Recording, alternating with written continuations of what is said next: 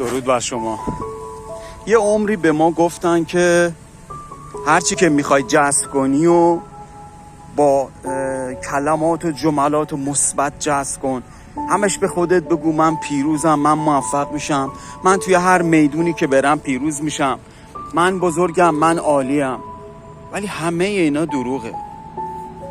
اگه میخوای توی مسابقه بوکس پیروز بشی باید ضعفای خودتو ببینی و بپذیری. توی مسابقه بوکس، توی اون رینگ که میری، بیشترین ترست از اینه که مبادا اون چیزایی که من دارم و از دست بدم.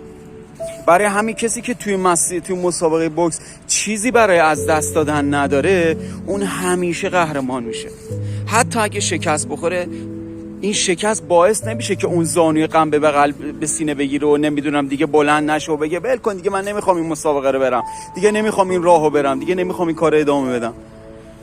پس خیلی مهمه که قبل از اینکه بخوای یه مسیری رو شروع کنی، ضعفای خودتو بشناسی، خودتو بشناسی. آدمی که خودشو میشناسه، آدمی که ضعفا و عیبهای خودشو میشناسه و میپذیره، آدم خیلی بزرگیه.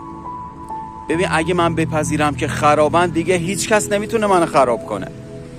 هر چی بگه میگم من خودم میدونم این کارم، آره من این کارم، آره میدونم. بزرگترین ترس ما اینه که مبادا دیگران اون چیزی که ما هستیم رو ببینن و بفهمن. ولی اگه اینو بگیری تو مشتت جلوی همه، دیگه ترست میریزه. سپاسگزارم.